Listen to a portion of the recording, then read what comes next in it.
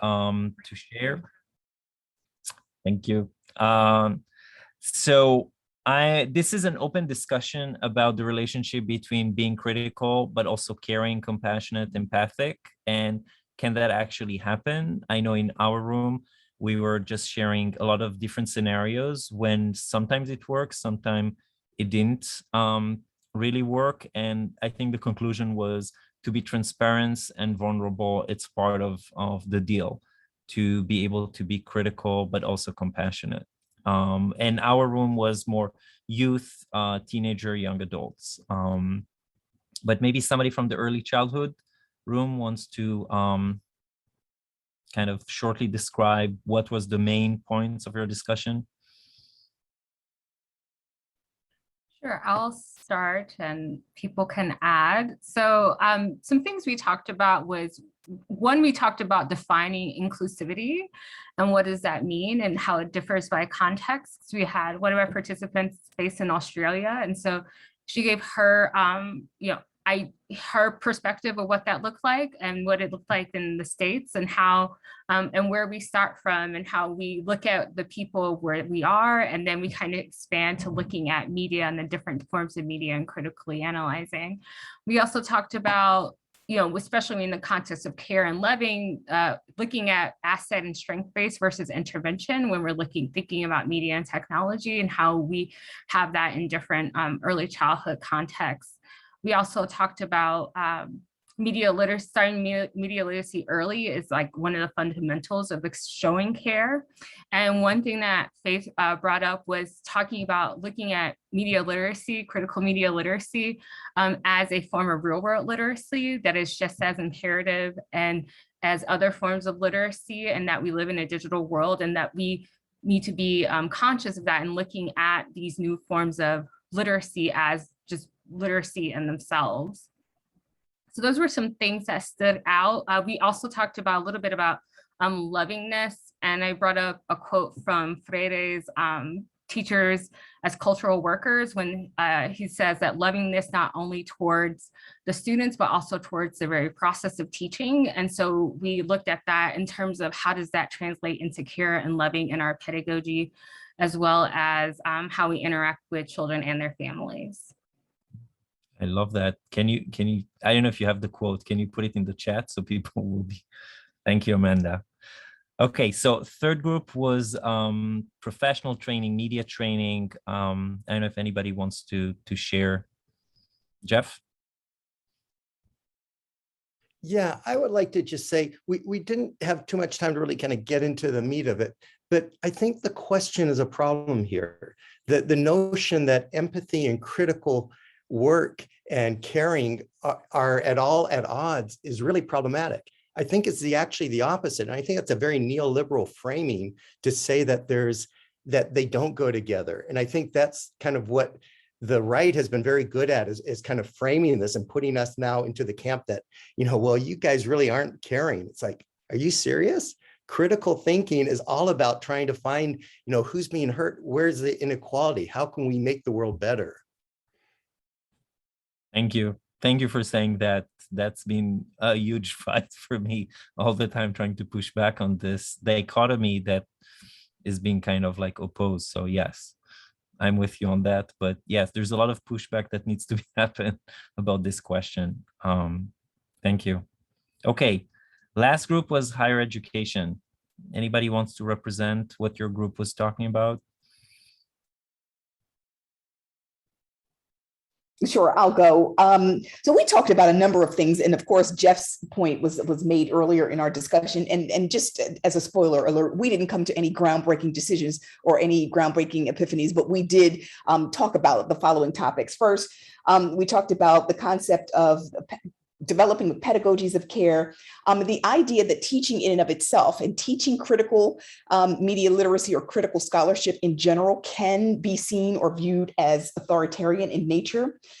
We talked about various approaches to media, talking about looking at things like the British Film Institute and reconciling the concept or the practice of production versus theory, and putting things into practice and analyzing them from various perspectives. When we present particular media text, we discussed the idea of, instead of telling a student what they should get out of it or what's wrong with it, maybe flipping it and looking at it from a more, I guess, in organic perspective, looking at like John Berger's ways of seeing by asking students, like, what do you see in this as opposed to telling them this is what's wrong?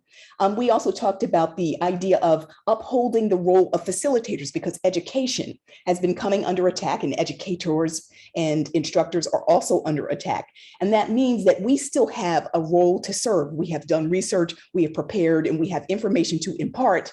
And then we are here to share our ideas, but to allow students to develop and to develop the care that they should develop or are encouraged to develop around the media products that they interact with.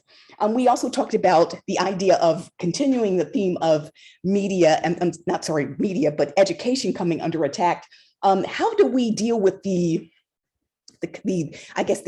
consternation evoking ideas of, or things that make us angry in the academy, like administrative cuts, this leaning on faculty of color or others to do critical race work or diversity work, and then also this sort of slapping on this label of social justice? How do we delve into that and then also share and exhibit compassion to our students when we are under constant attack? How do we reconcile? We didn't come up with answers to any of these things, but we talked about them. And then someone said, as a departing point, talking about the Netflix, The Chair, that if we all had the opportunity to create or recreate that series, what would that look like? And how would we actually talk about our ideas in that context? I'm sure I missed some things, but that was sort of an overview. Wow, so I didn't think that a session that's like currently we have 35 people would be so much on the same page. So that's very remarkable about the non-separation. So we still have several minutes. The chat is live and that's great. So you can put in the chat, or if somebody wants to share like, a point that they want to make. Yes, Alexander. Thank you, Yonty. Thank you. I just wanted to reiterate the point that Jeff made a few minutes ago, because situation in Brazil's college, and it should be very interesting to know how is the situation in other higher education institutions, not only in North America, but in other regions, is that free speech has been somehow, how can I say this, reduced, but perhaps for different reasons. I have friends who work in college campuses in America, and they many times tell me that they don't feel free to speak.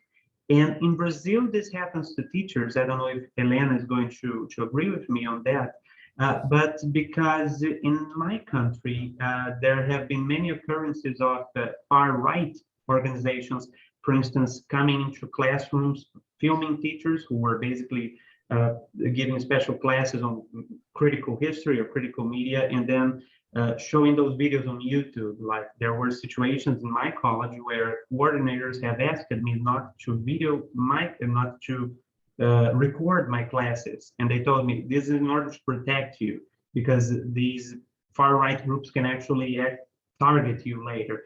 But I'm mentioning this point because I totally agree with Jeff that it was created this sort of separation between speaking freely whatever you want and this idea that we should try to follow as closely as possible a sort of how can I say this, correct way of acting in society, which I believe was hijacked by neoliberal interests as a means of prohibiting or short-circuiting any sort of free dialogue and expression.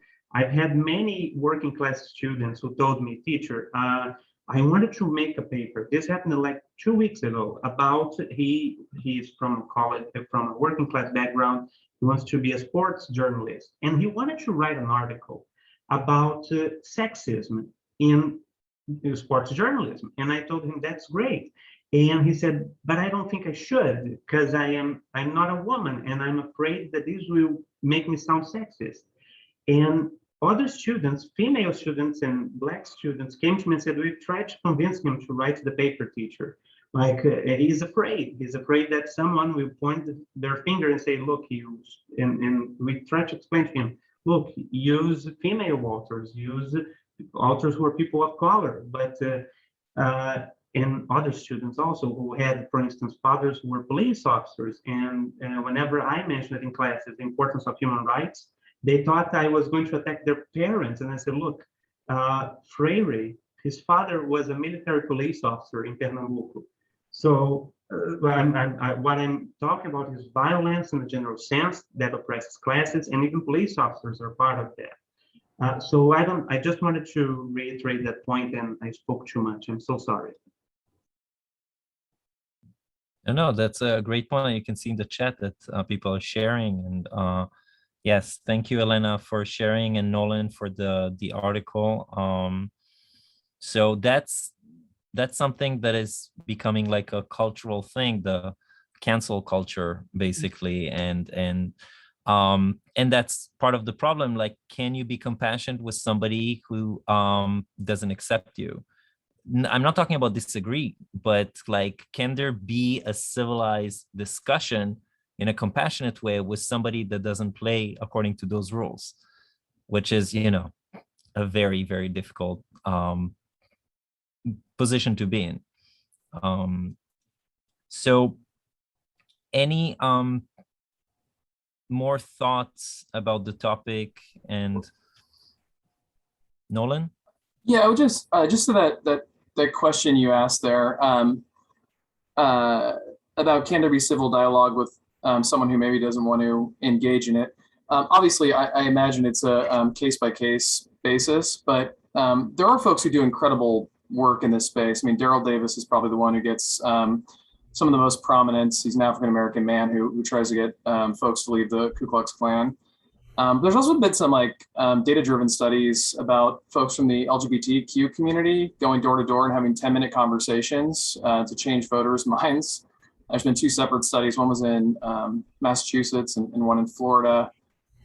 And there's numerous other examples. So I think I wouldn't say it's totally impossible. There is examples. So I would come at it nuanced in that perspective. Thank you for that. And as I'm telling everybody, if you have like the 2 minutes now to put the links to those examples, that would be amazing, because I know a lot of people would love to see that. Those are great examples. Thank you. Yuya, you raise your hand? Yeah, kind of going back to the fundamental question you posed in the beginning of the session about the tensions between critical and care. I think I shared the Freire's quotes from the love as the condition of the dialogue, and love is the commitment to others. I think, and I was in higher education group, and we talked about the kind of like a technologization of the critical media literacy. And I think often, so on the one hand, I think when the administrators or people recognize the importance of critical media literacy, it often becomes a kind of like a technical issue of identifying facts or scientific objectivities and so on, without the political element of the critical. And on the other hand, I study conspiracy theories, and and conspiracy theorists tend to think they are the critical people, right? With the radical distrust of the social institutions, which makes it possible for the continuity of certain things. And yes, it sometimes works, or it often works, to preserve the status quo, but without which we can't claim some important things like climate change and so on. And I think, so the importance of, when we teach critical media literacy, this centrality of love, the care, without it, it either falls into this radical technologization of critical media literacy or too much distrust, unhealthy level of skepticism. So I think what holds the project of critical media literacy, I think, is the care. Care is very central to what it makes it possible. Yeah. Thank you for this powerful, statement. So I think you see a lot of agreement here. Frank? Just something very briefly. I'm going to turn the temperature way down here and kind of get a little more theoretical. Because we've shared some really powerful stories here and examples, and the sharing has been wonderful in our openness and candidness. So our media literacy group that meets once a month, a few months ago, we took a look at a book and some video work of someone from Yale University and that kind of tied into that.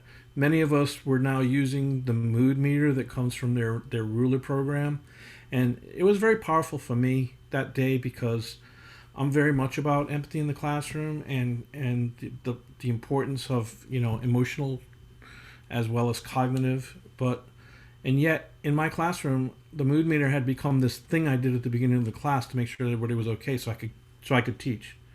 And what I heard that day was we need to create an environment in which they are treated equally, that emotional intelligence is as important as cognitive intelligence.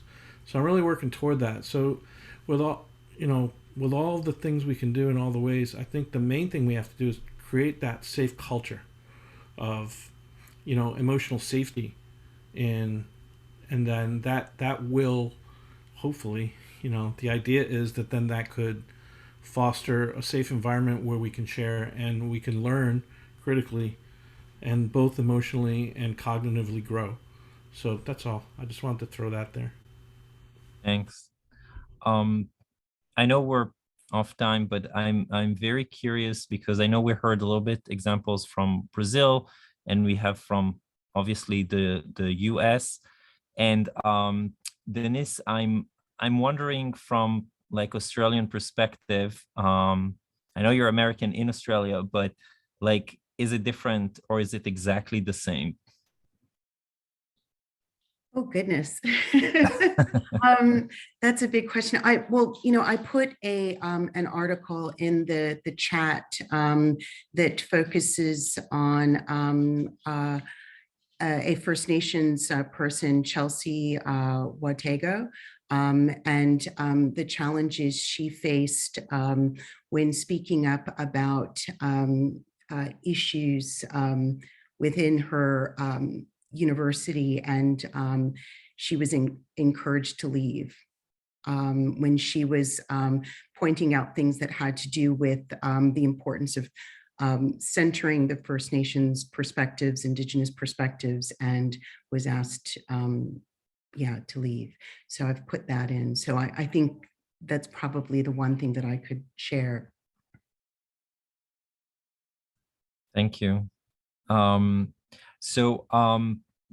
guess we need to conclude, although I know I would go on forever, but Jeff, do you have any, thoughts? And also thinking like last time, that's what gave us the idea of like, oh, we should do it here in this conference to continue the conversation. So kind of thoughts about, and people can also share on the chat, because I know there's a lot of different ideas where this can go, because it's an important discussion. So Jeff, you'll be our closing I just want to wrap it up.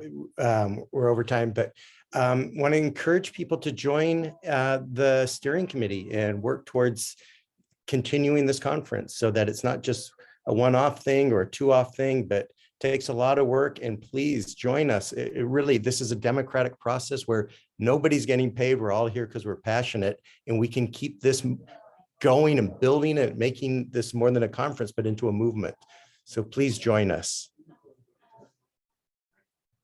Thank you all. Again, thank you everybody for coming and sharing your thoughts and Saturday evening, afternoon, and some of you Sunday morning. So, Yonty, thanks for putting it together. Yes. oh, you know, it's my Thanks, pleasure. Yonty. Yeah, thank you. Thanks to all Yes, of you. thank This you, was great. Yonty.